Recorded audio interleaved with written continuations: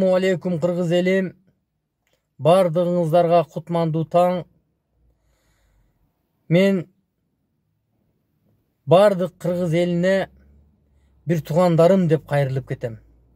Урматтуу бир туугандарым, мен бул жерде ушул Кыргызстанда болуп жаткан коронавирус тууралуу айтпай эле коеюн. Менин кайрылуум чын жүрөгүмдөн, урматтуу бир туугандарым, мага кыргыз элинин ден соолугу жана кыргыз элинин өмүрү мен үчүн өтө бир чоң нерсе. Бүгүнкү күндө, бүгүн 20 апрель, эртең менен интернетти ачсам, bir 14 жаштагы кыз өмүрүн кыйды деп Бишкектен 14-13 этаждан секирди деп жанын кыйды деп атат. Мен буга чейин дагы бул оору коронавирус Кыргызстанга келе электе дагы бул өлүм ушундай көп катталды. Мектеп окуучулары өзүн асып алып атат. Сүйүшкөндөр, бири-бирин сүйүшкөндөр өмүрүнө кол салып атышат. Ушул дагы карантинде дагы ушул малда дагы жөн болбостон дагы өзүнө бензин алып, бензинди чачам деп өрттөйм дегендер дагы болуп атат. Аны өзүңүздөр көрүп атасыздар. Ушуну токтотуп калыш, ушул кыргыздын өмүрүнө себепкер болуп токтотуп калыш бул бизден, урматтуу бир туугандарым. Ошон үчүн мен жалпы кыргыз бир туугандарыма кайрылып кетет элем. Урматтуу бир туугандарым, ошол адам жөндөн жөн этаждан секирип, жөндөн жөн бензин алып, жөндөн жөн жиптерди алып, муунуп өлүп жаткан жок. Ошол өлүп жатканга ошол үй бүлөнүн ата энеси, бир туугандары күнөлүү.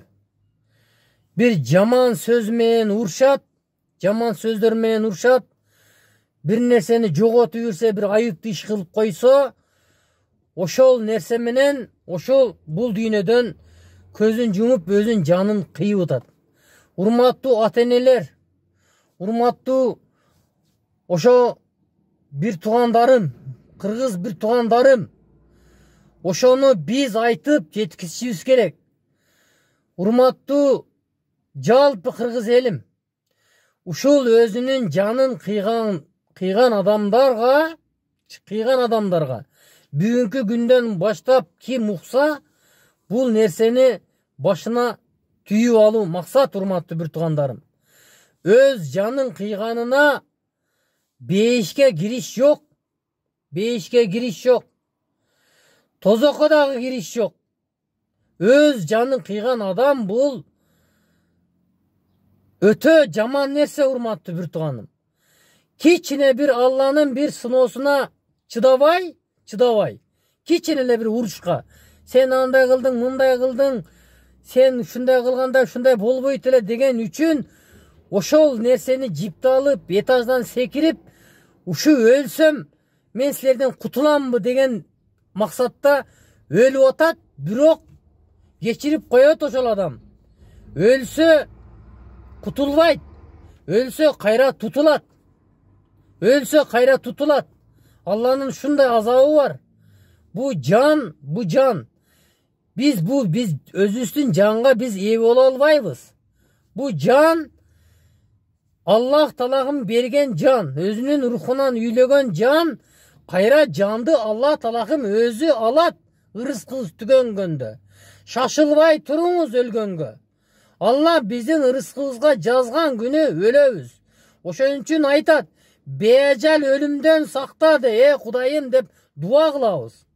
Ошон үчүн айнан кыргыз элим, ата энелер, үйдөгү жаш балдарыңыздарга, үйдөгү балдарыңызда чоңоюп калган балдарыңыздарга бир кичинекей бир айып иш кылып койсо,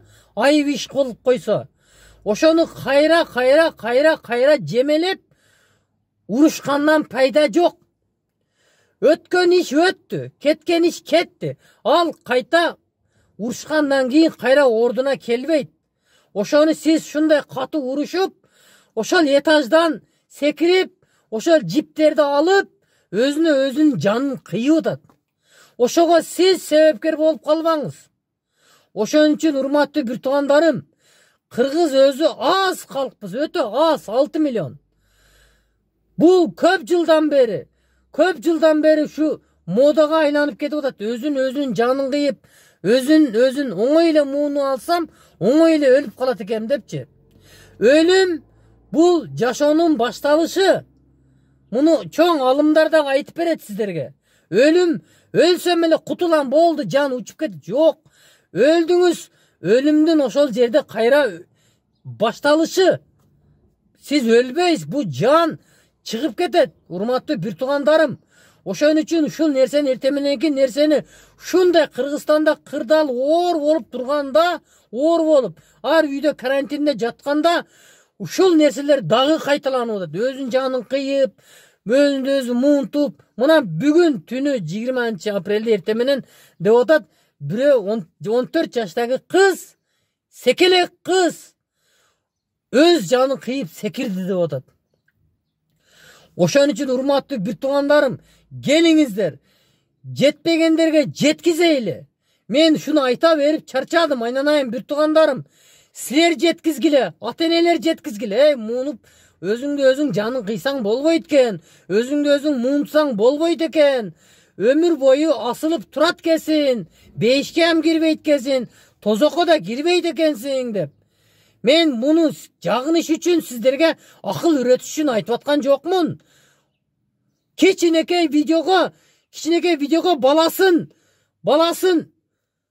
уруп, видеого тартылып кетсе, ошого кандай комментарийларды жазып атабыз? Мындай кылыш керек экен, муну өмүр бою камап бериш керек экен. Ошо баланы бизге бер, биз багып алайлы. Бизде бала жок. Астагфиралла. Бу өзүнүн жанын кыйып аткандарга ата-энелерине кайрылбайсыздарбы? Ким күнөөлүү? Ошол жөндөн жөн этаждан секирип, жөндөн жөн муунуп, жөндөн жөн өзүнө бензинди чачып өрттөп аткан жокко. Ошону биз токтотуп, биз эл, айнанайын бир туугандарым, эл жеткизбесе, ким жеткизет? Ким? Мен жүрөгүмөн чыгарып айтып атам. Бул эч кимге жагыныч үчүн эмес. Мага кыргыз элимин, чын жүрөгүмөн кыргыз элимдин мага ден соолугу керек. Ушинте берсек, бирибиз муунтуруп адам өлө берсе, кыргыз өзү аз калк көбөйөт басак, көбөйбөй, кайра азайып атсак, өзүбүздүн жаныбызды кыйып атсак, урматтуу бир туугандарым, бул нерсеге биз жеткизип, биз аракет кылайлы. Эч ким аракет кылбайт. Бул жерде шайтан иштейт. Сен секирсең, өлсөң эле болду. Кутуласың бул жашоодон деп. Кутулбайсың, сен тутуласың. Мына бүгүнкү күндөн сен ушул нерседен кабарың жокпу? Уже бүгүнкү күндөн сенин кабарың бар, уктуң. Сен уже буна өзүңдүн жаныңы кыйганга уже болбойт экен деген чечим чыгарыңыз. Ал убактылуу нерсе. Ата-энеңизди дагы күнөөлөй бергенден да пайда жок. Ата-энеңиз дагы сизди жакшы болсун деген маани менен айтат. Сиз болсо ошо сөздү көтөрө албастан, ошол нерсеге кыйбастан, мен силерден өлсөм кутуламбы деп, жипти алып туруп, этаждан секирип ирип туруп, жаныңызды кыйып атасыз. Мындан дагы ушуну биз өзүбүз токтотуп, ата-энелер балдарга жеткизейли. Бир туугандарым унуккандан кийин бардыгына жеткизип, мындай кылган бу өзүнүн жанын кыйганга болбойт экен.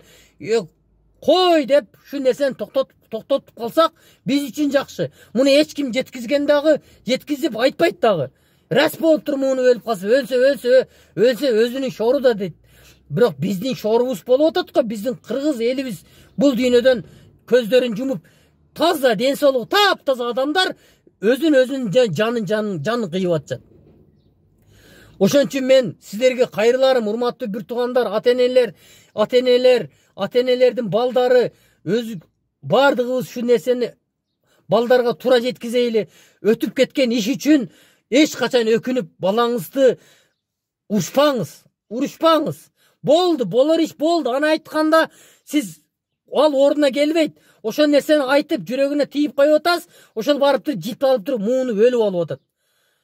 Кимге зыян? Кайра эле өзүңүзгө зыян. Өзүңүз арманыңызды кармап, балаңызды жоготуп атасыз.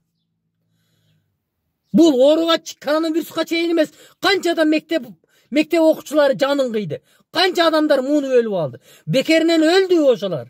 Bir uruşuktu, bir hakkı jedi, oşan nersedен ketти. Al nerseni aytıp çıkkan adam yok. Ana aytıp çıkkan adam yok. Kiçinekele жаш баласын urup koysa, arkasından kommentarları жазып, bu munday kılış kerelim, munday. Ömür boyu türmöde ömür boyu türmöde çiritiş gerek деген сөздөрдү айтып атабыз. Ömür boyu dep. Munday özünün bilinbey özünün canını sekirip жүргендер өлүп кетип атат да көрүнбөй. Al nerseler turалы сүйлөбөй атабыз да. Şu nerselerdi biz жеткизели урматтагандар. Biz alıp kalaylı şundan nerselerdi. Koy, mınдай kılgan bolбойт экен.